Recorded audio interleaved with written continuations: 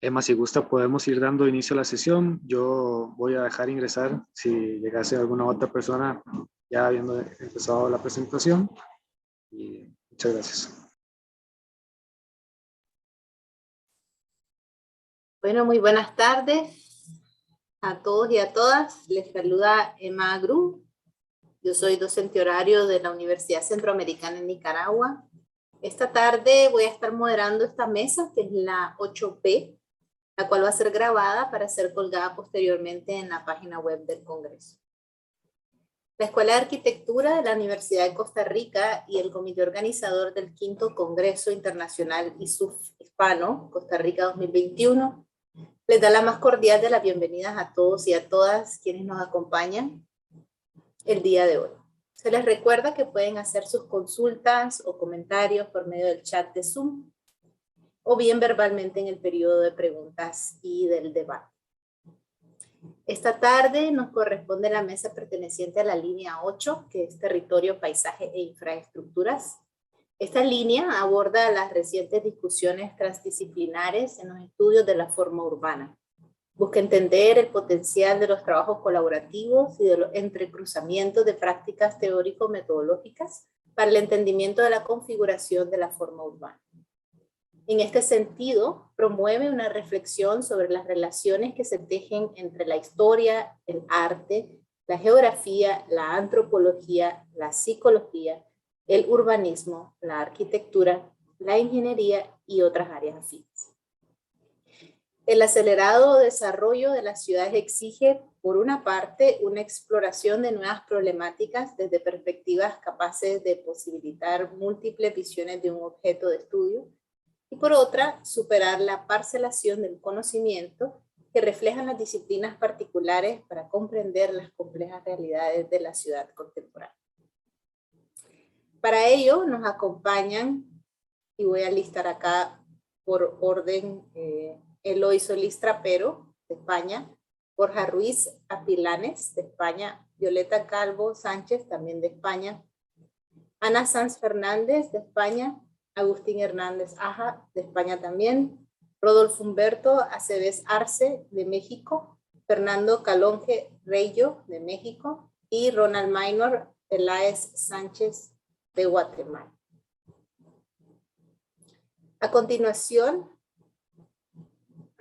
disculpe, por el orden de...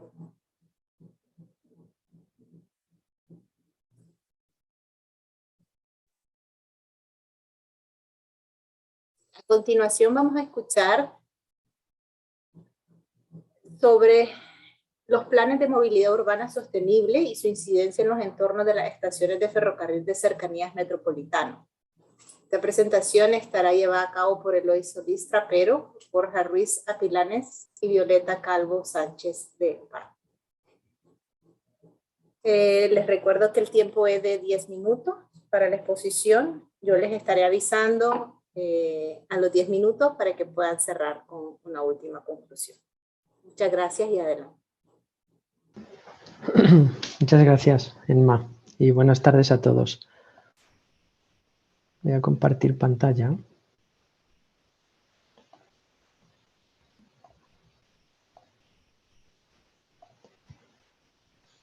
¿Podéis decirme si se ve bien? Se ve. ¿Estoy compartiendo correctamente el PowerPoint? Sí, se ve el ¿Puede hacerlo PowerPoint. en completo? Como presentación, ahorita vemos las láminas y el ambiente de PowerPoint. A ver. Configuración. ¿Tiene dos pantallas? Sí. Puede ser eso. Cambie de pantalla y luego de abajo. No se preocupe. A ver. Compartir. A ver si ahora.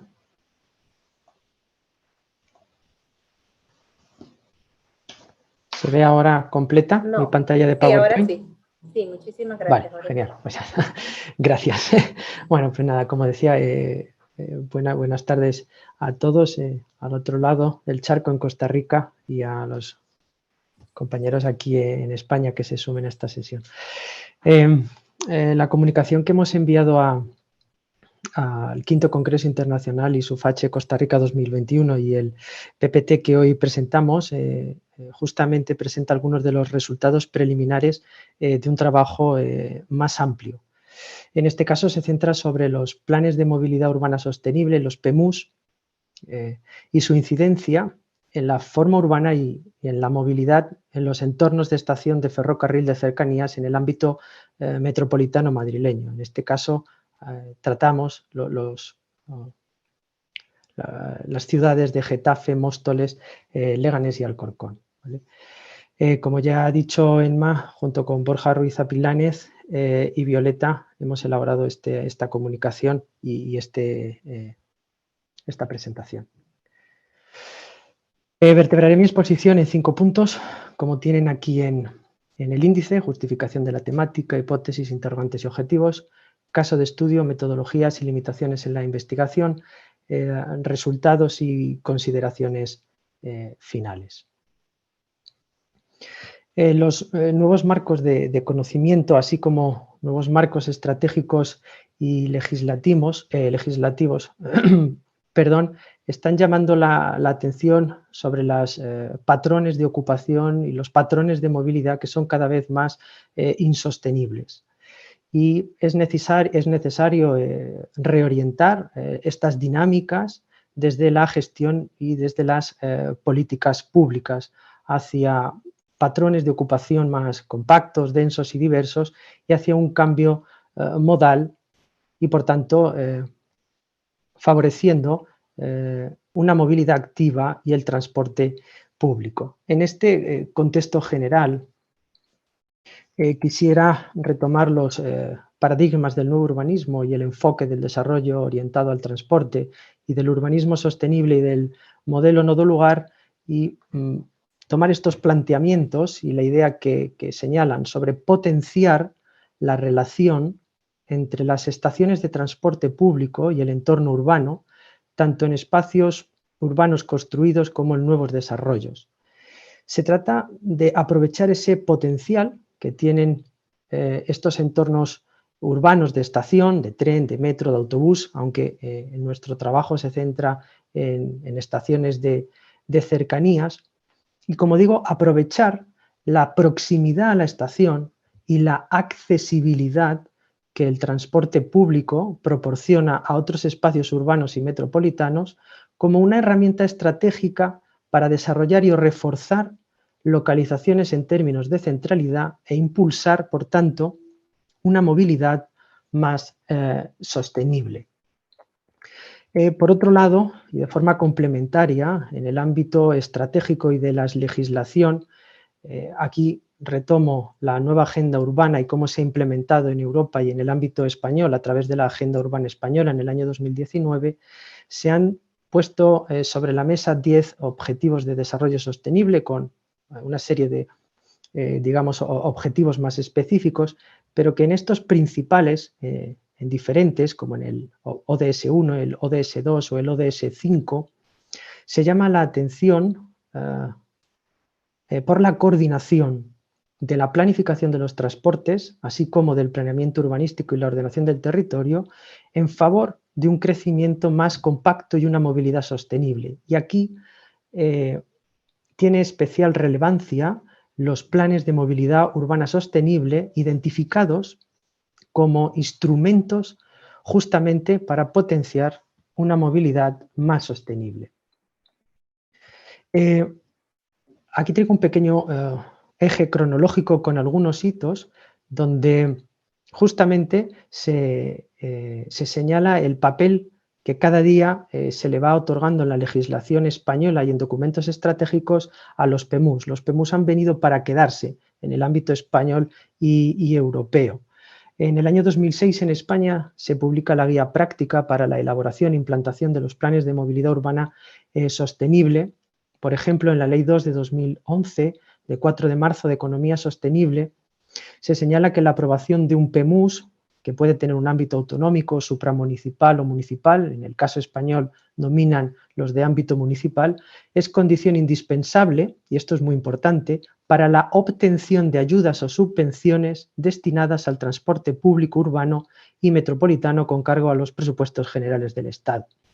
O en el año 2021, con el Plan de Recuperación, Transformación y Resiliencia de España, relacionado con los fondos Next Generation, se señala la necesidad de impulsar e incentivar financieramente la redacción de los planes de movilidad urbana sostenible. Como decía, no solo en el ámbito europeo, sino también en el ámbito español, sino en el ámbito europeo se ha brindado apoyo financiero y conocimiento a las autoridades locales en el desarrollo de los PEMUs, a partir de guías, intercambio de buenas prácticas, observatorios e indicadores, como aquí indico en este cronograma. El European Green Deal, el Pacto Verde Europeo aprobado en 2019, señala la Comisión que va a incrementar las interacciones con las ciudades y los Estados miembros para garantizar que todas las ciudades grandes y medianas que sean nodos urbanos de la red de transporte europeo cuenten con planes de movilidad urbana sostenible para el año 2030. A pesar de ello, a pesar de esta inversión, de estas iniciativas y de estos marcos, como señala el Tribunal de Cuentas Europeo en un informe publicado en el año 2020, las ciudades europeas en general suspenden en movilidad urbana sostenible, y es que la Unión Europea ha invertido más de 16.000 millones de euros en subvenciones a los estados, pero todavía los resultados obtenidos, aquí ven una imagen en la parte derecha de un artículo de periódico digital, señala que todavía son irrisorios esos resultados. Uno de los temas que señala el tribunal es que va a recomendar o recomienda a la Comisión que vinculen el acceso a la financiación de la Unión Europea a la implantación de dichos planes. Por otro lado, y justificando también nuestro ámbito de estudio, la región urbana madrileña, un reciente estudio que hemos realizado y que está en prensa, pues pone de manifiesto que el modelo de ocupación y el modelo de movilidad madrileño son insostenibles. Aquí traigo algunos gráficos que nos informan sobre la evolución de la superficie artificializada o de suelo urbano o de la movilidad, la evolución de la movilidad en transporte público y en transporte privado desde 1988 hasta 2018, o la propia evolución de viajes día por habitante o el número de vehículos por 10.000 habitantes, que nos dan idea de esta tendencia hacia un modelo, como digo, cada vez más insostenible. Pero, por otro lado, es importante prestar atención a los municipios del ámbito metropolitano que cuentan con estación de cercanía. En este estudio que acabo de mencionar, entre el año 1990 hasta el año 2018, si queremos los últimos 30 años, se constata en la región urbana madrileña las siguientes tres tendencias. La primera, el crecimiento de suelo artificial ha sido superior en los municipios sin estación de cercanía que en los municipios con estación de cercanía. De aquí se colige que no hay ordenación del territorio, no hay intencionalidad por parte de la administración a escala municipal y regional por impulsar el crecimiento próximo y orientado hacia las infraestructuras existentes y en este caso hacia las estaciones de cercanía. En los municipios con estación de cercanías, el crecimiento urbano no se ha orientado, como digo, a la estación de cercanía, sino que se ha favorecido un crecimiento a saltos, en un territorio cada vez más alejado y que por tanto es más difícil impulsar una movilidad activa o el propio transporte público. Y por otro lado, hemos constatado, hemos medido que hay una superficie de casi 22.000 hectáreas sin ocupar en un radio a 1.600 metros respecto a la estación de cercanías para este conjunto de municipios. Teniendo estos ingredientes en mente, planteamos dos interrogantes. El primero es hasta qué punto los PEMUs articulan medidas orientadas a favorecer la movilidad sostenible en los entornos de las estaciones, aprovechando por tanto esas oportunidades que genera el transporte público, en este caso el cercanías, y hasta qué punto los PEMUs son instrumentos adecuados para redefinir la forma urbana en los entornos de las estaciones de cercanías. ¿Vale? Esto se traduce en dos objetivos generales, que es estudiar si los PEMUs... ¿Sí? 3 minutitos, Eloy, por favor, para cerrar. Vale, pues voy más rápido. Si los PEMUs potencian la movilidad urbana sostenible en los entornos y estaciones de ferrocarril, y si esas medidas solo influyen en el plano de la movilidad, de la oferta infraestructural o también en la incidencia urbana.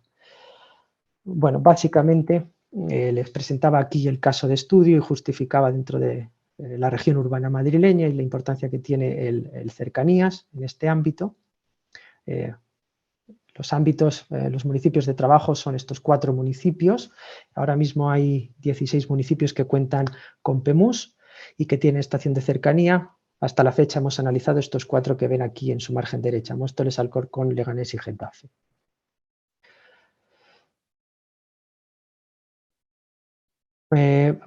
Paso por encima por algunas de las limitaciones a la investigación y voy directamente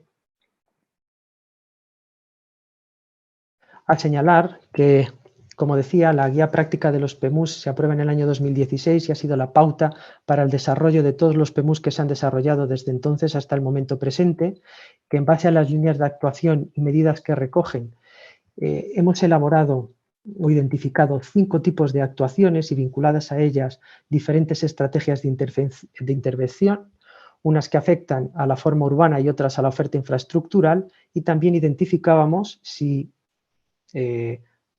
al final tienen un efecto en la estación o en el entorno urbano. Aquí estarían los PEMUs, los documentos que hemos analizado, y finalmente los resultados, que son actuaciones orientadas a mejorar la accesibilidad universal e inclusiva de las estaciones, actuaciones orientadas a mejorar los desplazamientos peatonales, actuaciones orientadas a la mejora de los desplazamientos ciclistas, actuaciones orientadas a combinar el vehículo privado con transporte público, y finalmente las que tienen que ver con la intermodalidad, que es vinculando el autobús con el transporte de cercanías. Finalmente, podemos decir que en el ámbito europeo y nacional los PEMUs son un instrumento para abordar la movilidad urbana en el marco de la sostenibilidad, que nuestro estudio permite constatar que los PEMUs se han hecho de forma independiente, o que no han considerado, mejor dicho, estrategias que impulsen la movilidad en los entornos de las estaciones, ni estrategias que afecten a la transformación del espacio urbano, impulsando así, como digo, una movilidad activa. Finalmente,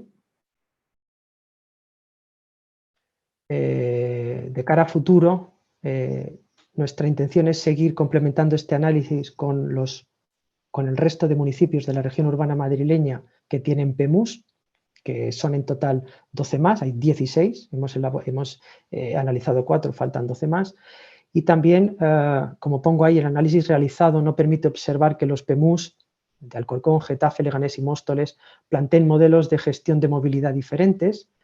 Tal vez obedece a que hay un documento tipo que les ha marcado una pauta, pero también a sus propias características geográficas, y esto nos llevaría a plantear otra cuestión, y es analizar en el futuro si los PEMUs plantean modelos de gestión de movilidad diferentes en función de sus factores propios del modelo urbano, si son más compactos o más dispersos, y por ahí plantean modelos diferentes o recogen, como digo, de una guía PEMUs y reproducen unas inercias sin pensar demasiado al final en su territorio.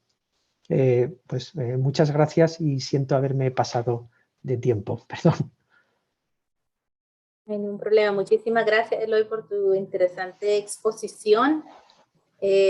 Vamos a pasar ahora a la siguiente presentación, que tiene el título Pobreza energética y transporte, situación en España y consideraciones sobre herramientas de intervención. Esta presentación fue desarrollada por Ana Sanz Fernández y Agustín Hernández Ajad, ambos de España. Adelante. Pues igual que con Eloy, si me podéis decir cuando veáis la presentación, si la estáis viendo correctamente y cuando así sea, Sí. pues comienzo. Correctamente, Ana. Vale, pues nada, pues la presentación que voy a realizar habla sobre una parte de lo que es mi tesis doctoral y es sobre la pobreza energética y el transporte. Lo primero que voy a hacer, el director de esta tesis doctoral es el coautor de esta ponencia, que es Agustín Hernández Aja, y lo primero que voy a hacer va a ser intentar plantear cuál es la definición genérica de pobreza energética, que habla de aquellos hogares que no se pueden permitir afrontar sus necesidades energéticas y que bien, por tanto, tienen unas condiciones de inhabitabilidad en el interior de sus viviendas o que, por otra parte, gastan un exceso de su renta para cubrir esas necesidades energéticas mínimas de su hogar. Normalmente, para medir este tipo de fenómenos se suele tirar de indicadores o buscar indicadores que están relacionados con el retraso en el pago de las facturas, porque los hogares no pueden afrontar esos pagos, por un bajo consumo de energía, que indicaría de manera indirecta que esas personas o esos hogares no están pudiendo estar en situaciones de confort o que no están utilizando los electrodomésticos o los sistemas de climatización y calefacción con la asiduidad suficiente, o bien por el contrario, un elevado consumo de energía con respecto a su renta. Si están utilizando un porcentaje muy alto, puede indicar que tienen unos hogares muy ineficientes, electrodomésticos muy ineficientes, o que tienen un nivel de renta muy bajo para sus necesidades energéticas, lo cual implicaría una serie de privaciones en otros aspectos de su vida o directamente la incapacidad de mantener la vivienda a una temperatura adecuada. Esa es la definición o conceptualización tradicional del fenómeno de pobreza energética vinculada al uso doméstico de la energía. Pero ¿podemos hablar de pobreza energética vinculada al transporte, vinculada a la movilidad? Bueno, pues en los últimos años se han venido haciendo diferentes aproximaciones que hablan de conceptos similares con distintos matices: transport poverty, energy poverty, transport affordability, mobility poverty, etc. Y en esta ponencia la pregunta es si ese concepto lo podemos transponer, y el objetivo principal sería si existe un fenómeno de la pobreza energética asociada a la movilidad en España, en el contexto del Estado español, y para ello vamos a hacer una serie de buscar cubrir unos objetivos secundarios que no me voy a detener para intentar no alargar mucho la presentación.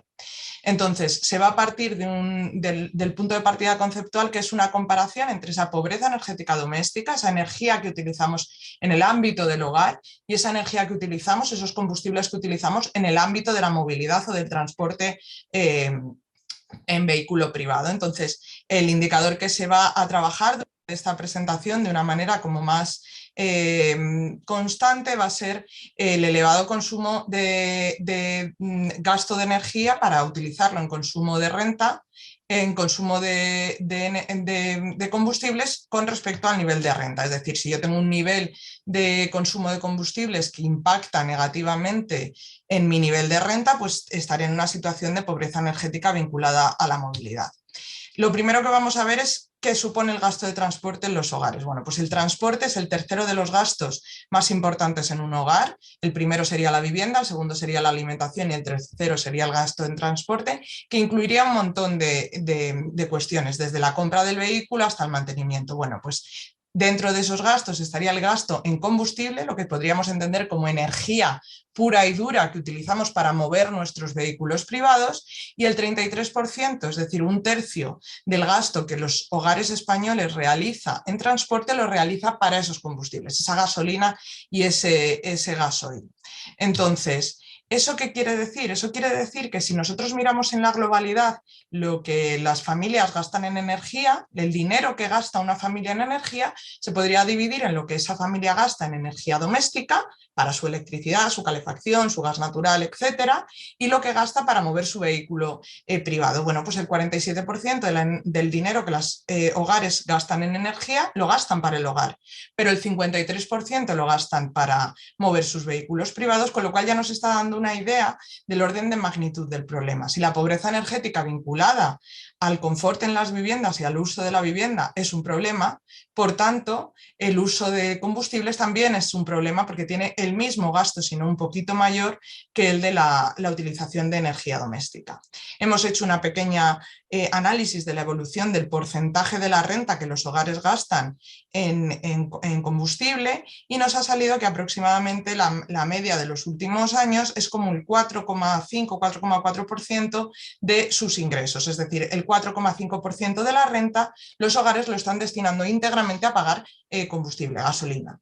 ¿Esto qué nos está diciendo? Que la gente que esté por encima del doble, que gaste 2 veces ese porcentaje, va a estar en una situación de vulnerabilidad porque claramente están destinando muchísimo dinero en cubrir sus necesidades energéticas vinculadas al combustible, y eso probablemente nos esté hablando de manera indirecta, por un lado, de una vulnerabilidad económica y por otro lado de un alto grado de dependencia en movilidad motorizada y del vehículo privado, muy en vinculación con lo que ha estado comentando nuestro compañero anterior, Eloy, de cuáles las tendencias de movilidad motorizada y movilidad insostenible y dependencia de los vehículos privados. Actualmente nos encontramos con que este fenómeno, esta situación afecta aproximadamente a un 20% de los hogares en el Estado español, pero no lo hace de manera homogénea porque ni la renta ni la dotación de transporte público en los territorios se distribuye de manera homogénea. Hay territorios en los que la renta es menor y hay territorios en los que además el crecimiento ha sido más disperso, las zonas rurales están peor conectadas y la dispersión territorial es mayor, y además no siempre está acompañado de un eficiente sistema de transporte público que tenga cobertura en todo el territorio, con lo cual la combinación de factores como rentas bajas, mal transporte público y dispersión territorial nos puede llevar a una mayor incidencia del fenómeno en determinadas regiones, como en este caso podrían ser las del sur del Estado español. Nos encontramos con que la situación del fenómeno en la Comunidad Autónoma de Madrid, que es donde en más detalle lo hemos estudiado, nos arroja 3 tipos de hogares fundamentales que tienen algún tipo de vulnerabilidad energética vinculada al transporte. El primero sería aquellos que tienen un nivel bajo de ingresos y un elevado gasto en combustibles. Esta gente, por lo que hemos podido estudiar a través de la encuesta de presupuestos familiares y la caracterización de los hogares, viven en zonas escasamente pobladas o en ciudades intermedias y tienen una necesidad de movilidad motorizada que cubren precisamente con ese elevado gasto en combustible. El siguiente grupo tendría un nivel bajo de ingresos y muy poco gasto en combustible. En la mayoría de los hogares de este grupo normalmente están localizados en grandes ciudades, entre ellas la ciudad de Madrid, y probablemente estén gastando poco en combustible, puesto que sus necesidades de transporte y movilidad están siendo cubiertas por el hecho de estar utilizando el transporte público. Pero cuando este grupo tiene miembros hay hogares de este grupo en zonas rurales, ese bajo gasto en combustible probablemente lo que denote sea unas necesidades de movilidad y de accesibilidad no cubiertas. Y finalmente en el grupo C nos encontramos hogares que no tienen un nivel de ingresos muy bajo, pero que sí que gastan un gran porcentaje de su renta en combustible, nuevamente porque viven en zonas escasamente pobladas o zonas rurales en las que probablemente el servicio de transporte público no sea lo suficientemente eficaz para cubrir sus necesidades mínimas de movilidad, teniendo que utilizar los vehículos privados. Esto nos da, como hemos visto en la diapositiva anterior, que aproximadamente un 30% de la población de la Comunidad de Madrid estaría bajo alguno de estos supuestos y por tanto en riesgo de estar en una situación vinculada con la vulnerabilidad energética asociada a la movilidad. Sobre los resultados, bueno, pues el gasto en combustible es 10 veces el gasto en transporte público. Esto nos habla innegablemente de una dependencia de los combustibles fósiles y de una ausencia de la cobertura suficiente de muchas zonas del territorio de transporte público. El hogar español medio gasta más en combustibles que en energía para uso doméstico. Si estamos hablando de pobreza energética vinculada al domicilio, tenemos que empezar a hablar también de pobreza energética vinculada a la movilidad. Luego, por otro lado, el gasto vinculado a la movilidad, el gasto en combustible, oscila cuando oscilan los precios, oscila cuando oscila la renta. ¿Qué quiere decir esto? Quiere decir que la gente no deja de coger el coche. La gente, si tiene una renta baja y pasa frío, quita la calefacción porque no se lo puede permitir. Pero la gente, si tiene una renta baja y sube la gasolina, sigue cogiendo el coche porque no puede dejar de ir al trabajo, que es la fuente principal de ingresos, con lo cual es un gasto más inelástico que puede tener problemas a la hora de generar restricciones y vulnerabilidades en las familias. El reparto del fenómeno es desigual a nivel territorial, afecta más en zonas rurales, afecta más en zonas dispersas y afecta más en determinados territorios con niveles menores de renta y con niveles peores de transporte público. Los diferentes perfiles de hogares afectados nos hablan de que la posibilidad de que haya en casi todos los estratos situaciones de este tipo de pobreza encubiertas es importante y que pueden estar más en situaciones, como hemos dicho, con baja accesibilidad del transporte público, y además nos encontramos con que tiene sesgo de género. Hay veces que las mujeres no gastan tanto en combustible, pero porque también tienen unas mayores limitaciones de movilidad y porque tienen un acceso menor al transporte y al trabajo. Y finalmente este fenómeno se podría considerar una consecuencia de la segregación territorial, de esa desigualdad territorial que hay y de la expansión del área metropolitana en un crecimiento disperso en el cual no se han tenido en cuenta estrategias de movilidad sostenible. Podríamos considerar como definición preliminar del fenómeno que la pobreza energética vinculada al transporte es la incapacidad de las familias de cubrir las necesidades de movilidad que permitan un acceso mínimo al empleo y a los servicios básicos sin incurrir por ello en un gasto desproporcionado en relación a su nivel de renta. ¿El objetivo cuál sería? Pues garantizar el acceso al empleo y a los servicios públicos. Y esto me da pie a la siguiente consideración, que sería cómo dar marco a eso en unas políticas públicas. Bueno, pues lo principal es empezar a hablar del tema en la arena pública, en la arena política. Este tema no se está hablando en la agenda política, y para hablarlo también tenemos que tener bases de datos que nos permitan abordar ese análisis, no solo a nivel estatal o regional, sino municipal e inframunicipal. ¿Por qué? Porque hay territorios que, bien porque son zonas rurales, porque hay periferias urbanas poco densas o monocultivos funcionales residenciales, van a tener bolsas de pobreza energética más acuciantes, y en esos territorios los tenemos que identificar, y los tenemos que identificar siempre teniendo información y acceso a esas bases de datos. Por otra parte, es importante que se cree un marco normativo y una estrategia nacional similar a la existente con pobreza energética doméstica, que haga hincapié en la necesidad de hacer frente a este problema, lo defina, establezca indicadores y establezca objetivos a medio y largo plazo para intentar ir disminuyendo los valores de esos indicadores a lo largo de los próximos años. Y esto solo va a ser posible a través de una serie de promoción de estrategias que faciliten, muy en línea con lo que hablaba Eloy, de la necesidad de transformar la movilidad en nuestras ciudades, que fundamentalmente primen la accesibilidad por cercanía a través de una planificación urbana y territorial que fomente compacidad, cercanía y variedad, favoreciendo que las áreas residenciales estén cerca de oportunidades laborales y de bienes y servicios básicos, y la movilidad sostenible para aquellas zonas identificadas como afectadas por la pobreza energética vinculada a la movilidad, en las que es imprescindible mejorar los servicios de transporte público. Y ya como simplemente de cierre y preguntas finales, casi para alimentar el debate, yo hablaría de cómo reconfiguramos el territorio y las zonas urbanas ya consolidadas que adolecen de este problema. Tenemos un montón de territorio construido y consolidado que ya tiene este problema y que es muy difícil reconfigurar los usos y las características del territorio. Por otra parte, es pertinente preguntarse si es viable la permeabilidad territorial total del transporte público. ¿Puede el transporte público llegar hasta el último rincón de nuestro territorio? Y cuando no llega, ¿qué hacemos con esas zonas rurales, dispersas, etcétera? ¿Qué alternativas planteamos a esos hogares? Y luego la pregunta que para mí me parece que es como más interesante, que tiene más relevancia, es ¿desde dónde planteamos este problema? Desde lo que se está hablando en algunos ámbitos del derecho a la energía, que toda la ciudadanía tenemos derecho a una energía mínima, con las implicaciones medioambientales de incremento de emisiones y de gasto energético que eso supone, o desde el derecho a la ciudad, con la dificultad que supone reconfigurar ciudades ya consolidadas y que se adapten a las necesidades de una movilidad y de una accesibilidad mejor. Así que con esto me he pasado un poquito, disculpad, y muchísimas gracias por la atención. Muchísimas gracias, Ana. Vi que estabas en las consideraciones finales, así que no te interrumpí, pero sí, nos pasamos unos minutitos. Vamos a pasar inmediatamente a la siguiente presentación, que tiene como título Movilidad Sustentable en el municipio de Guadalajara, Jalisco, México, un ejercicio de análisis del uso de la bicicleta en el territorio tapatío. Los autores son Rodolfo Humberto Aceves Arce y Fernando Calonge Reyo, ambos de México. Adelante. Hola, buena tarde y buena noche al mismo tiempo. Bueno, voy a compartir pantalla.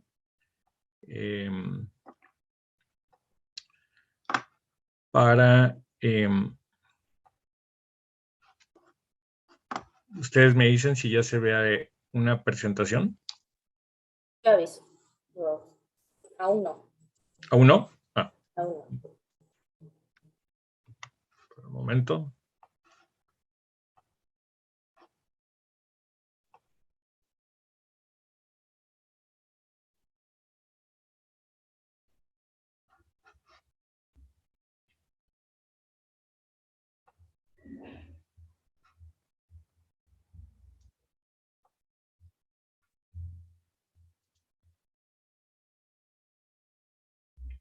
Bueno, parece que me dice que hay una inhabilitación de la función para compartir. Pero bueno, igual vamos platicando si gustan y mientras vemos si se va habilitando esa posibilidad.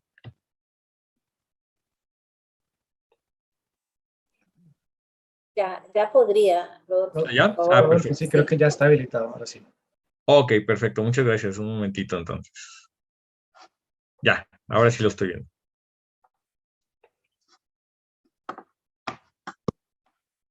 Confirmo que vemos la presentación, pero no en modo completo, pantalla completa. Ahora sí. Correcto. Ahora sí, ¿verdad? Bueno, pues muy amable, muchas gracias. Y pues iniciamos la presentación.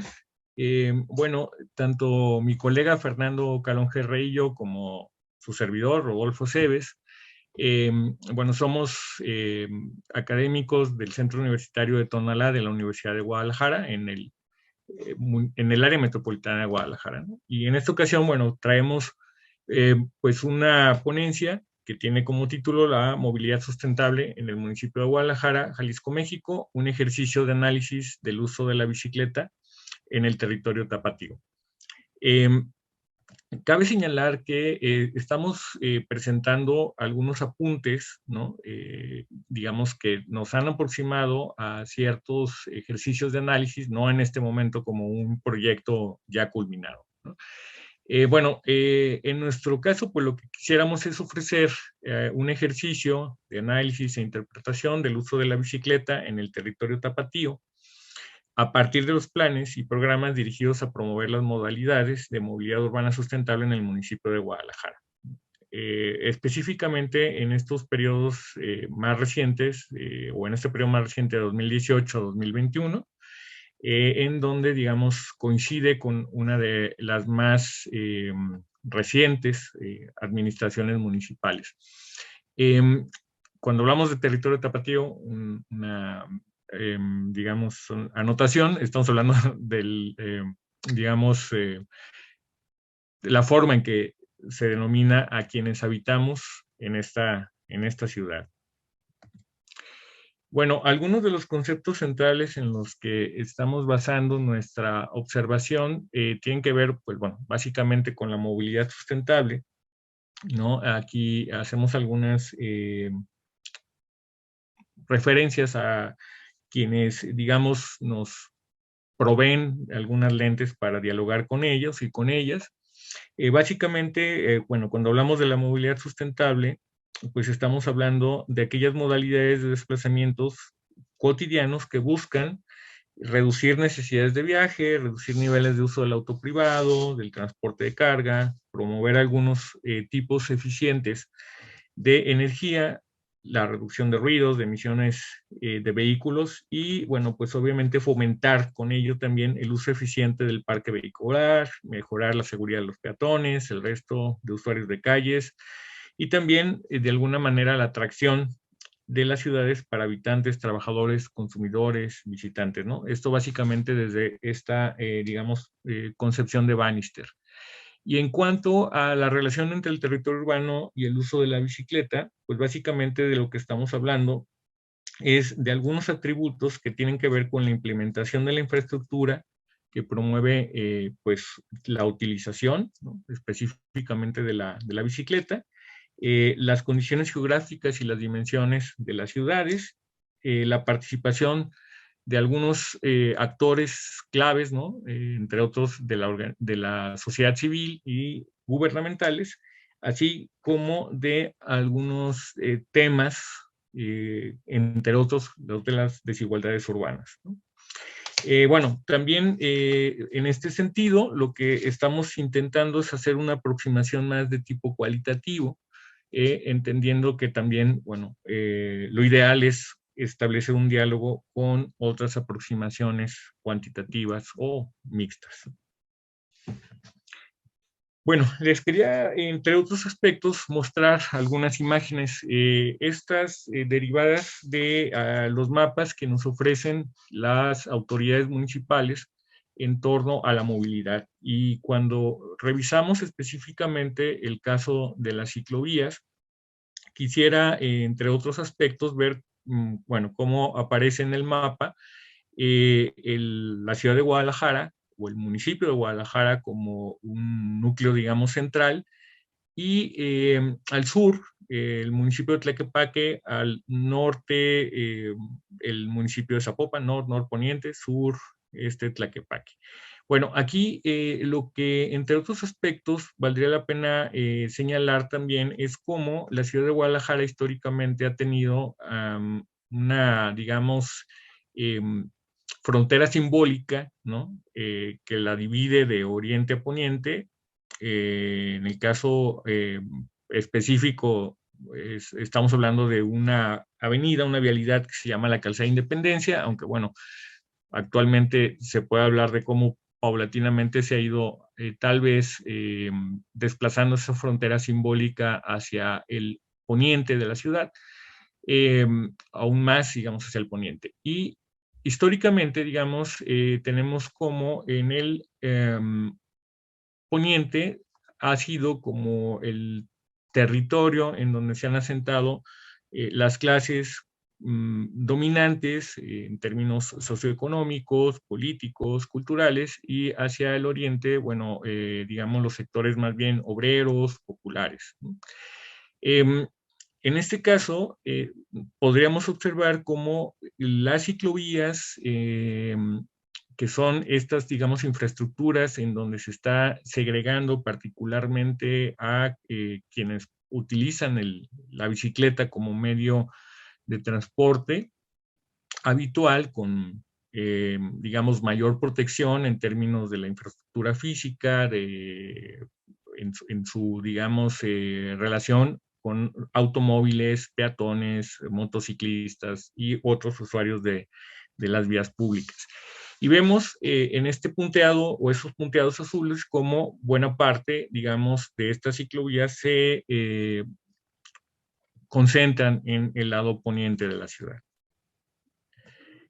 En esta otra lámina, bueno, vemos otras, digamos, consideraciones de infraestructura como las vías de prioridad ciclista. En este caso serían las calles, de alguna manera compartidas, ¿no? En las que, bueno, en base a algún balizamiento o señalética de vialidad, se establece que hay prioridad para quienes están utilizando las bicicletas, ¿no? En este caso, bueno, vemos también cómo hay una concentración, bueno, hay casi prácticamente total hacia el poniente de la ciudad de estas vías de prioridad. Luego tenemos también el caso de las estaciones de Mi Bici, que es el sistema de bicicletas públicas que ya acaba de cumplir algo así como 7 años en el área metropolitana, que se ha ido expandiendo año con año, y que, bueno, vemos aquí como también, aunque hay una línea, digamos, que se va cortando del centro hacia el sur, sureste del área metropolitana, en particular de Guadalajara, vemos cómo también buena parte de la concentración se da hacia el poniente de nuestra ciudad. Una última imagen que les queremos compartir es esta de los negocios biciamigables. Aquí sí podemos observar tal vez una especie de equilibrio, ¿no? Ya no una concentración mayor hacia el poniente de la ciudad. Esto básicamente se refiere a los talleres o establecimientos de bicicletas, ¿no? Ya sea para la venta de bicicleta o para la reparación de bicicletas. Entonces, bueno, pudiéramos apuntar que probablemente hay oportunidades también hacia el oriente de la ciudad, a lo mejor en torno a las posibilidades de adquisición y de uso de las personas con menos recursos o con ciertos grados de marginalidad en el área metropolitana.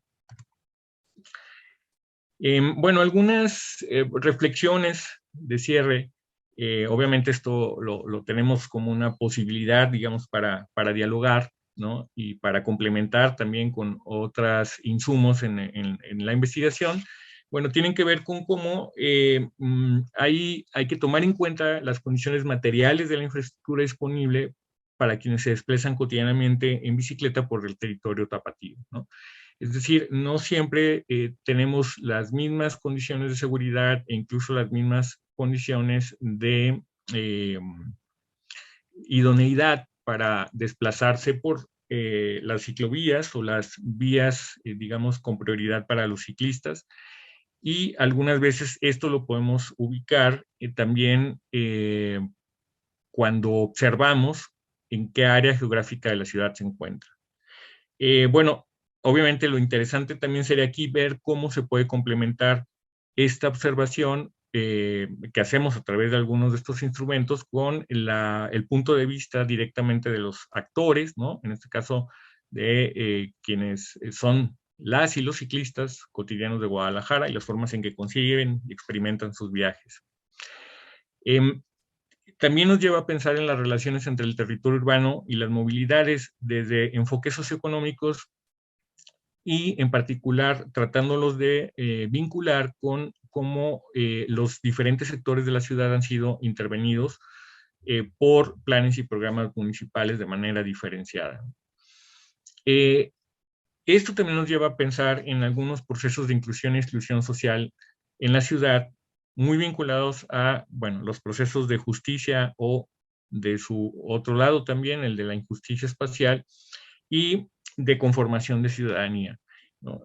Habría que poner atención en cómo tal vez los diferentes actores, sobre todo los de la sociedad civil, en el caso de Guadalajara, han estado interviniendo, han estado presionando y han estado logrando una participación política muy activa, pero también habría que ver hasta dónde ya llegan estos alcances de estas organizaciones y de la participación, digamos, o de la intervención de los gobiernos estatales y municipales en estos planes, en estas acciones.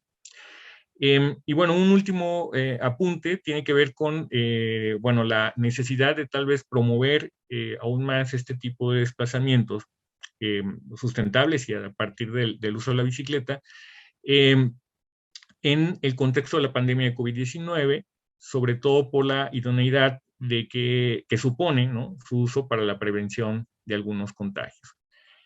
Bueno, lo dejamos como una forma, digamos, o apuntes, digamos, que nos invitan a continuar con el proceso de investigación y de diálogo con ustedes.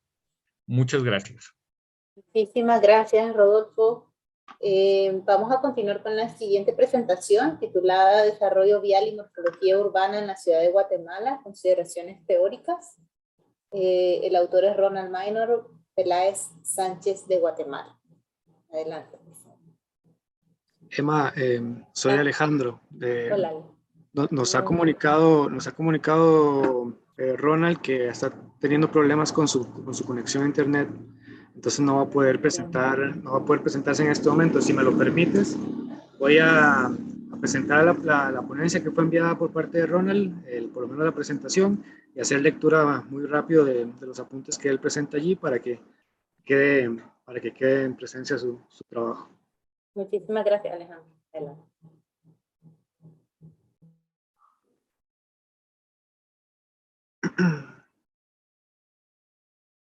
Por favor, confírmame si estamos viendo la pantalla completa. Sí, confirmado. Bueno, voy a hacer lectura de la presentación de Desarrollo Vial y Morfología Urbana en las ciudades de Guatemala, consideraciones técnicas a cargo de Ronald Peláez del Centro de Estudios Urbanos y Regionales de Guatemala. El desarrollo de los lugares poblados importantes da inicio con la ocupación dispersa del territorio y su posterior consolidación a través del tiempo, conformando finalmente un área urbana con una alta densidad poblacional.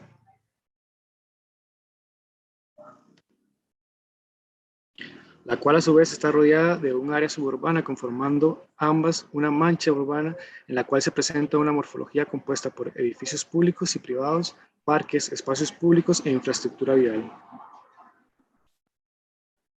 Tiene influencia directa en los territorios en donde ésta se implementa, ya que el objetivo de una carretera, una calle o un camino es favorecer la comunicación y dinamizar la movilidad de la población que busca fuentes de trabajo, estudio, comercio, ocio, entre otros.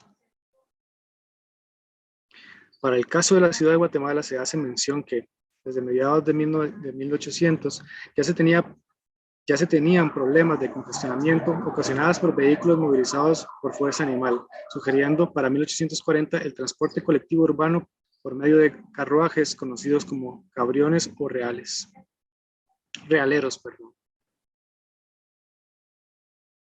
La falta de una adecuada planificación vial repercute en problemas de congestionamiento vial, conceptualizándose este como la ausencia o lentitud del tránsito.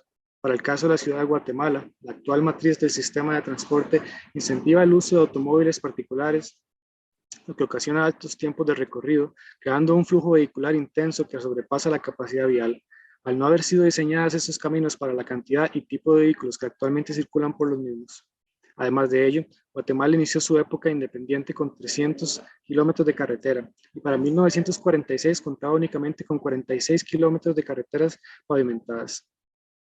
A partir de lo anterior, los gobiernos centrales han implementado una serie de medidas que han determinado el desarrollo de la infraestructura vial hasta la actualidad. Sin embargo, gran parte de esta gestión estatal ha consistido solamente en el hecho de solucionar los problemas viales únicamente en donde estos se producen, trasladándose estos posteriormente a otros lugares próximos.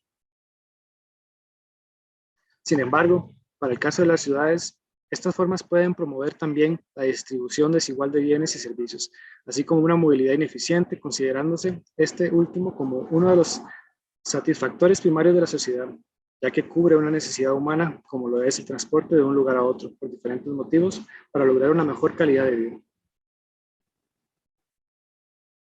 La ciudad capital centraliza servicios económicos, académicos, políticos, etc.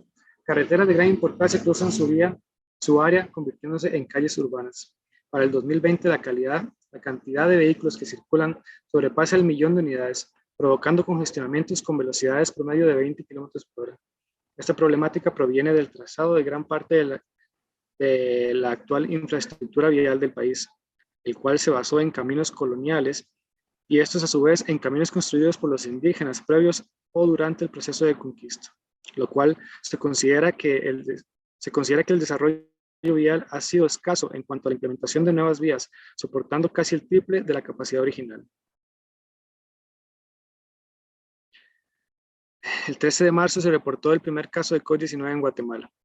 Aunado a lo anterior, en la actualidad nos enfrentamos al enorme cambio que ha sufrido la sociedad ante la pandemia mundial del COVID-19, de la cual Guatemala no es ajena, lo cual ha generado impactos inéditos en la movilidad, restringiendo en varias ocasiones el servicio de transporte público, promoviendo el uso intensivo del transporte particular, por sobre otras alternativas de movilidad urbana, impidiendo la adaptación de estas a los cambios y requerimientos actuales del transporte.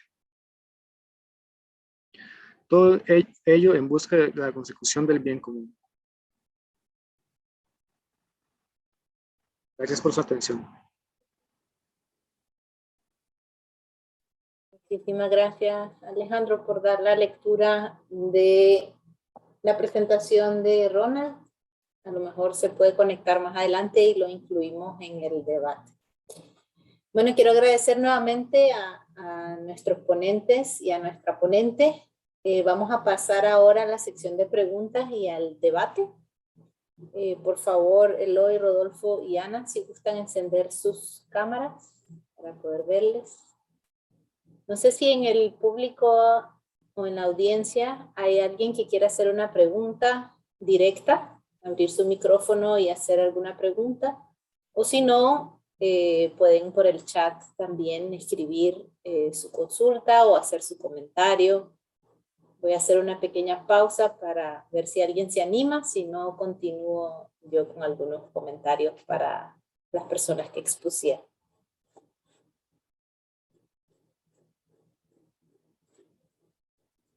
Bueno, vamos a calentar los motores nosotros de nuestro lado entonces. Bueno, vamos a empezar por orden, ¿verdad? Bueno, Eloy, muchísimas gracias por tu presentación. Realmente me parece algo muy interesante poder ver como soportes específicos, ¿verdad? De la experiencia de usuario en cuanto al transporte público y cómo este puede o no estar interconectado con otras modalidades. Y también la importancia de incluir el análisis del entorno inmediato de estas estaciones para poder, digamos, hacer esta conexión o no conexión, ¿verdad?, con el resto de la ciudad.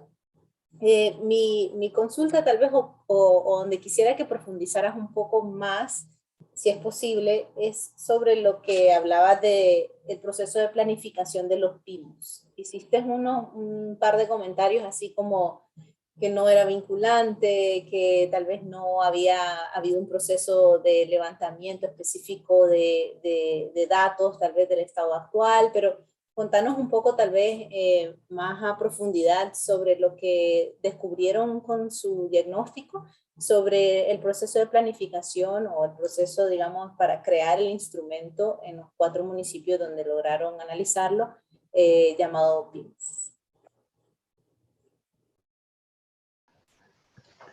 Gracias, Elma. A ver, como decíamos, presentamos resultados preliminares de un documento que son los PEMUs, que aunque tienen largo recorrido en España, arrancan 2004, 2016, es cuando se diseña esta guía práctica para implementación de PEMUs y que ha servido, como hemos dicho en la presentación, de pauta para los municipios que han decidido al final poner en marcha un PEMUS.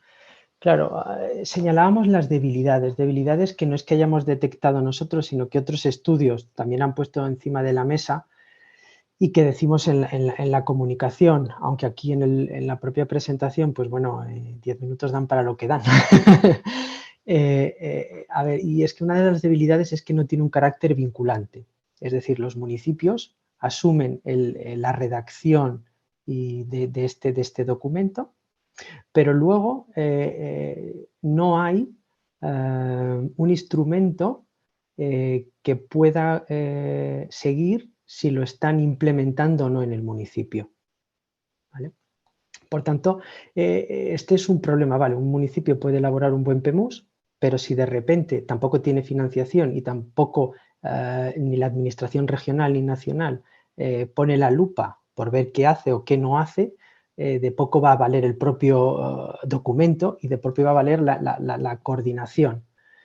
Luego también otra de las cosas que vemos es que los PEMUs tienen un carácter generalista, que muchas veces hacen concreciones espaciales que no van al detalle, sino que son también muy generales. Y es curioso porque si tú tienes un plan de movilidad urbana sostenible, a escala municipal, deberías entrar en detalle y meterte en faena a decir lo que hay que hacer aquí y no tener un carácter de buenas intenciones, muchas veces. Por ejemplo, en el tema de las ciclovías, si revisando estos 4 PEMUs te das cuenta cómo son municipios del ámbito metropolitano con fuertes interacciones entre ellos.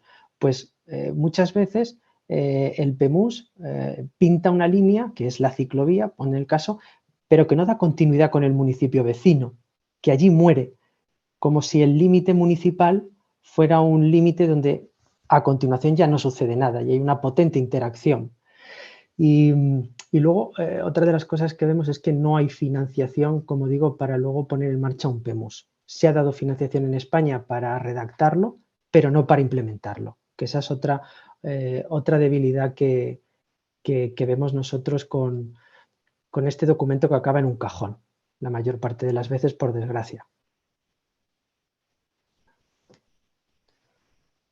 No, absolutamente. Veo a mi compañero Borja Ruiz Apiláñez, también coautor. Hola Borja, aprovecho para saludarte. Se desconectó, parece que está teniendo problemas de internet. Bueno.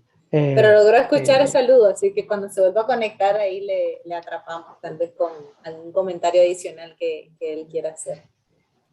Bueno, para continuar, Ana, bueno, también muchísimas gracias. Creo que una de las cosas que más me llama la atención de lo que compartiste es ese traslape específicamente, ¿no? Ese transponer conceptos que muchas veces no se dan, ¿verdad? Porque tenemos la tendencia, digamos, o hemos tenido la tendencia de estos famosos silos, ¿no? De ver los problemas por sectores y que obviamente eso no responde a realidades. Cuando vamos viendo interconectamos, vinculamos, comparamos, traslapamos todos esos sinónimos, nos damos cuenta realmente que la realidad es amplia y una cosa se conecta con la otra. Así que eso realmente, bueno, me pareció muy, muy iluminador y también, bueno, todos los datos que sacaron, ¿no?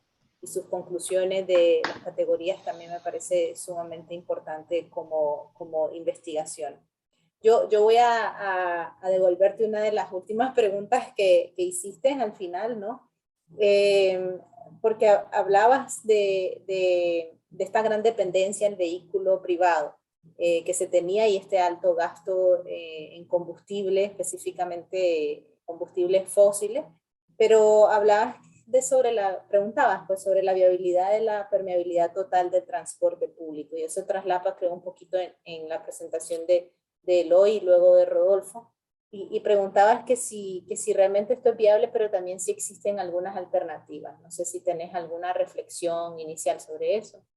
Pues en realidad yo creo que lo primero es identificar esas localizaciones, porque nos estamos encontrando con que sabemos hasta dónde llega el transporte público, sabemos hasta dónde, bueno, en las realidades de cada uno en su ámbito territorial es perfectamente consciente de las limitaciones que tienen las redes de transporte público, entonces saber cuáles son las localizaciones más afectadas, cuáles son aquellos espacios urbanos, rurales, periurbanos que están sufriendo ese problema, yo creo que es fundamental, de ahí la localización, la ubicación y la identificación. Yo creo que sí que es deseable, en parte, intentar conseguir una mayor permeabilidad o una buena permeabilidad del transporte público. Se pueden hacer consideraciones al respecto de que cuanto más permeable hagamos el territorio al transporte público, mayor puede ser el riesgo potencial de crecimientos en zonas rurales, de crecimientos excesivos, entre comillas, o de conurbaciones que no estén equilibradas con los servicios y con la accesibilidad a empleo y a bienes de esas zonas. Y yo creo que eso es una reflexión y que es importante, como bien hablaba Eloy, que empezamos a conectar esas herramientas de movilidad urbana sostenible con las herramientas de planeamiento y que ambas de alguna manera empiecen a ser vinculantes, porque si no nos sirve de nada fomentar una accesibilidad sostenible al territorio, si fomentando una accesibilidad sostenible al territorio estamos creando una oportunidad de depredación del territorio y de crecimiento descontrolado por oportunidades para el negocio urbanizador y especulador. Entonces, Sí creo que es deseable, pero creo que tiene que ir de la mano de una gestión sostenible y responsable del crecimiento urbano y territorial. Y en aquellos casos en los que sea más complicado dar un servicio, habría que ver, también hay que tener, desde mi punto de vista, hay servicios que tienen que ser deficitarios. La salud pública tiene que ser deficitaria, el transporte público tiene que ser deficitario, porque tienen que ser herramientas para conseguir la igualdad de oportunidades. Y cuando estamos hablando de ese tipo de instrumentos, no podemos anteponer la viabilidad económica total.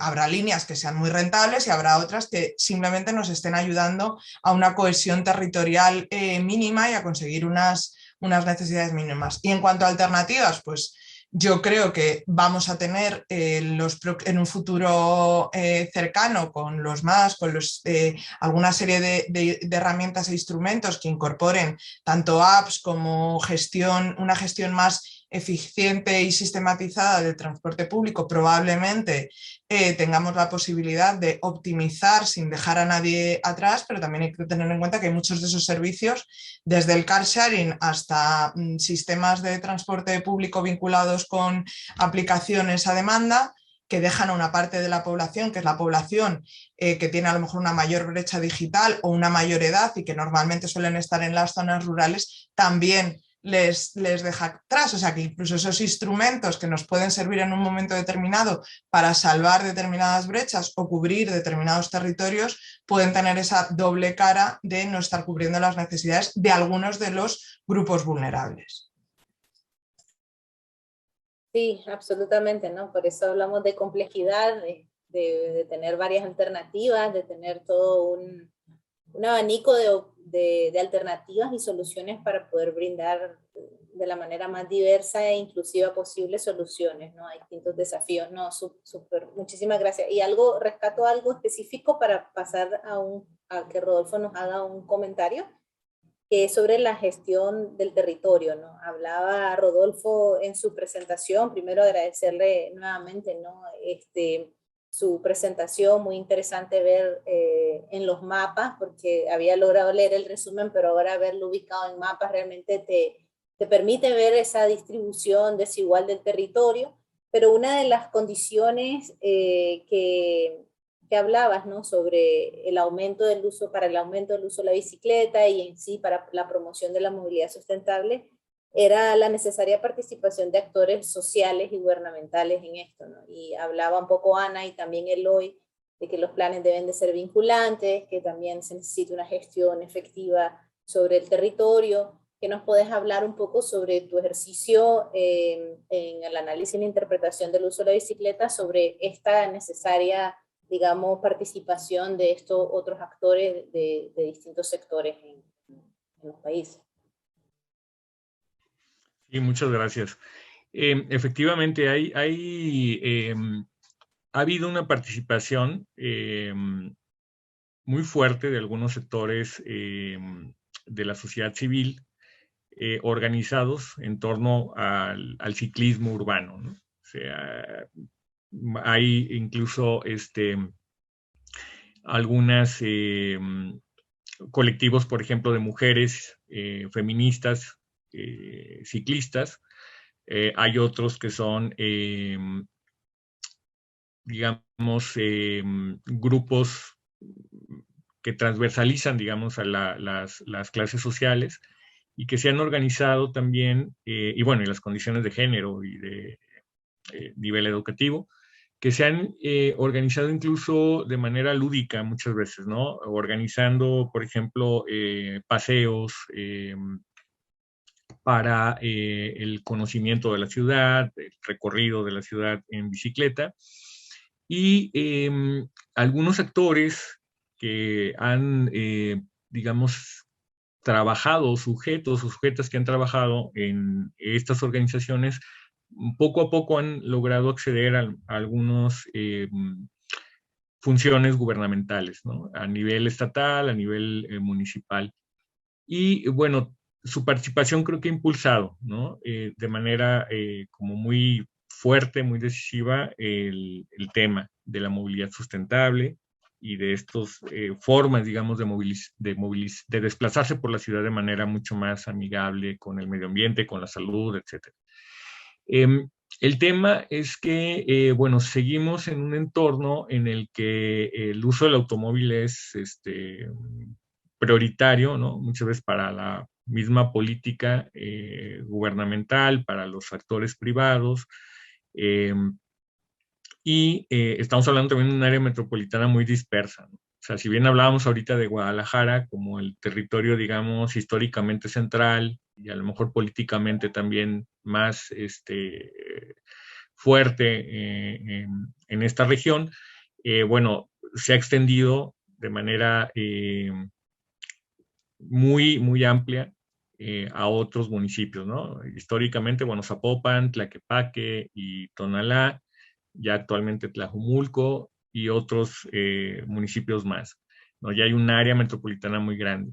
Entonces, eso pues genera también una visión en la que de repente nos vemos que aunque se ha, digamos, avanzado, ¿no? Tanto por esta presión de estos grupos de la sociedad civil como por la inversión gubernamental, aún así, digamos, hay muchísimo por hacer, ¿no? Y lo que, por ejemplo, los representantes de algunos colectivos, por ejemplo, como Guadalajara en Bici, han declarado es que sí, efectivamente, de repente, en los últimos años ha habido una inversión muy alta, históricamente, digamos, en comparación a años anteriores o administraciones anteriores, pero además de lo que implica la dimensión territorial, el otro tema es cómo generar que vayan apropiándose cada vez más sectores más amplios de la población de este tipo de medios de transporte, ¿no? Porque, insisto, a lo mejor en ese contexto en el que el automóvil sigue siendo prioritario y la movilidad motorizada, ¿no?, sigue dominando, bueno, para empezar, el tema de la sensación de inseguridad de los usuarios puede ser uno de los principales motivos por no subirse a una bicicleta, ¿no? Pero creo que han estado haciendo un esfuerzo muy grande algunas de estas organizaciones y han entrado en un diálogo y en participación de manera creo que muy interesante en los últimos años con los gobiernos, tanto municipales como estatales. El tema es que también a lo mejor habría que hacer todavía un trabajo mucho mayor para que sectores más amplios, no nada más los de las organizaciones que promueven estos medios de transporte, pudieran participar también en el diseño y en las decisiones. ¿Se te ocurre alguna estrategia o alguna herramienta específica? Porque tenemos una pregunta en el chat y voy a ir en el sentido inverso. Tal vez todos pueden de manera corta responder. Nos hablaba Ichel Ayes, que desde Honduras está ella y nos comenta que el año pasado se terminó el primer PEMUS en una ciudad intermedia de su país y tuvo la oportunidad de apoyar, y su pregunta es ¿cuáles consideran ustedes que son las mejores estrategias o herramientas o recomendaciones que puedan tener también para hacer que la ciudadanía participe en la gestión y puesta en marcha de las acciones derivadas del PEMUS? En este caso, hago el puente con vos, Rodolfo, porque hablabas sobre este desafío específicamente, ¿no?, de cómo incluir a la ciudadanía en general, ¿no?, o a una audiencia un poquito más amplia de la sociedad civil. Tal vez así rápidamente algo que de tus consideraciones analíticas o tu ejercicio o hasta de tu opinión personal te parezca que, o como ciudadano, ¿no?, te parezca que es una de las mejores estrategias o herramientas para incluirlo. Bueno, creo que en buena parte tendría que ver, además de la participación, a lo mejor en algunas mesas de diálogo o consultas ciudadanas, que bueno, habría que evaluarlas muy bien porque a veces parecieran ejercicios que ya, digamos, nada más legitiman alguna propuesta, pues prácticamente ya lista, ¿no?, de parte de a lo mejor de algunos actores privados y gubernamentales.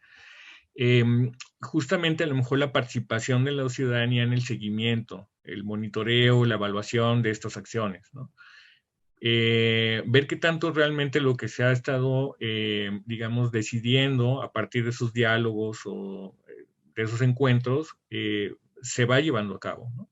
Porque creo que ese es uno de los retos también, ¿no? O sea, sí se hace, digamos, evaluación de política, de acción gubernamental, pero habría que ver qué tanto se está estableciendo esa participación de la ciudadanía en estos ejercicios de evaluación y no queda únicamente a lo mejor algún criterio de consultores o consultoras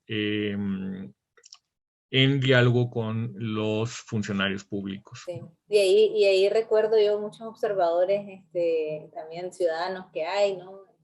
Entidades descentralizadas como de la sociedad civil que ayudan a hacer levantamiento de indicadores específicos, ¿no? Sobre a veces de movilidad o a veces de otros temas. No sé, Ana, si querés acompañarnos. Muchas gracias, Rodolfo, en alguna recomendación particular en este tema de la participación de la ciudadanía. Yo iba a hacer dos, o sea, si me preguntabas si no iba a ceder turno a Eloy, que es el experto en PEMUS de la sala, pero yo creo que en general en la participación creo que se puede aplicar tanto a PEMUS como a otros procesos de participación de la ciudadanía. Yo creo que es importante que empecemos que ya se está transformando, pero todavía cuesta mucho interiorizarlo en algunas instituciones y en algunos ámbitos tal, que sea un proceso de participación, sobre todo también, y una implicación durante el proceso de toma de decisiones y durante el proceso de elaboración.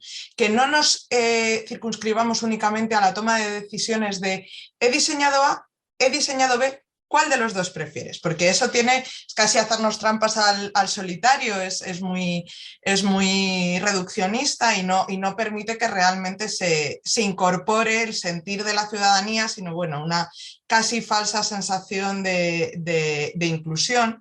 Y eso por un lado, y luego por otro lado, desde la perspectiva esa del tema de género, que hay muchas veces que no tenemos en cuenta primero que hacemos un uso distinto de la movilidad, de los cuidados, del tipo de movilidad lineal, no lineal, tal, no sé qué, y también de cuándo podemos participar.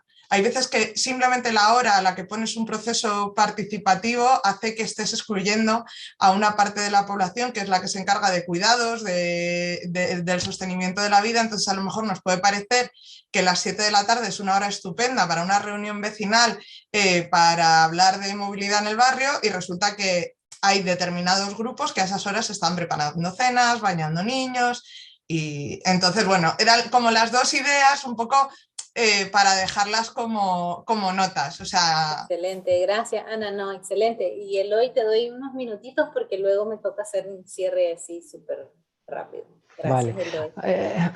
Eloy. En nuestro caso, nosotros no hemos mirado el análisis de la participación, del proceso de participación como ha sido en los PEMUS, sino qué estrategias implementan, grafiarlas y ver eso qué implicaciones tienen en si se potencia o no, como digo, la movilidad sostenible en los entornos de estación. Pero al margen de eso, y coincidiendo un poco en lo que estáis diciendo, en España muchas veces se informa más que se pide participación. Se informa a la sociedad de lo que tenemos y como mucho podemos poner una queja o emitir una queja. Pero en efecto, yo creo que la escala de barrio, contestando a Ayes, la escala de barrio es muy buena para diseñar desde el principio hacia dónde quieren ir, porque la gente que vive en el barrio es la que lo experimenta, no descubrimos nada nuevo al decir esto. Y a continuación, en la gestión, si yo veo que esas medidas se van implementando, como usuario que soy del mismo, les voy a dar soporte. Ah, pues esto sí que se va cumpliendo o esto no. ¿Qué mejor que el propio barrio? Entonces, ya digo, no es nada nuevo, coincido en lo que estáis diciendo y son cosas fáciles, creo que de implementar. Ana Sanz estaba hablando también de esos horarios. Muchas veces cuando, acabo ya rápido, Enma, hay procesos de participación, se cita una hora, un día concreto en el barrio, da igual quién acuda o quién no acuda, y el proceso se cierra ese día y se asume que ya ha participado ese barrio y ha dicho todo lo que tenía que decir. Todo un barrio en una ciudad, independientemente de la población que tenga, 5, 10.000, 20.000 habitantes, me da igual. Ya se asume lo que ha hablado el barrio. No ha hablado el barrio. Porque se haga una sesión un día a las 3 de la tarde o a las 5 o a las 8. Entonces es un engaño. Creo que tenemos que el reto, como bien decíais, es mejorar la participación. Nada más, Sí, y gracias. absolutamente. No, muchísimas gracias a los tres y también a las demás personas que fueron autores o autoras de lo que ustedes expusieron hoy. Esta actividad titulada Territorio, Paisaje e Infraestructuras, que es la sesión paralela 8B, nos ha permitido hoy conocer y debatir sobre, yo quiero decir rápidamente dos cositas. Una, la multidimensionalidad y la flexibilidad que tiene que tener la movilidad, porque involucra, ¿no?, todo lo que es el proceso de habitar. Y también la segunda cosa, preguntarnos no solo sobre los desafíos de la movilidad en sí misma, como, digamos, como ese eje transversal de la vida, sino que cómo se perciben en diferentes intensidades en el territorio estos desafíos, que son cosas que nos han traído a la mesa en sus diferentes momentos las tres personas que expusieron hoy. Cómo realmente el territorio tiene diferentes tipos de percepción y vivencia en cómo, digamos, se habita y cómo los desafíos también afectan a la calidad de vida. Así que la Escuela de Arquitectura de la Universidad de Costa Rica y el comité organizador del 5º Congreso Internacional ISUF-H de Costa Rica 2021 agradecen su compañía y su interés y les invitamos a participar en las demás actividades que se van a llevar a cabo durante esta semana. Por favor, revisen la programación en la página del Congreso, www.isuf-h-sanjose-2021.ucr.acocr, muchísimo más fácil que busquen en Facebook, donde se aparece como Congreso ISUF-H 2021. Por favor, tengan todos y todas muy buenas tardes y muchísimas gracias por acompañarnos nuevamente. Gracias. Luego, Muchas gracias. gracias. Chao. Hasta luego. Hasta luego.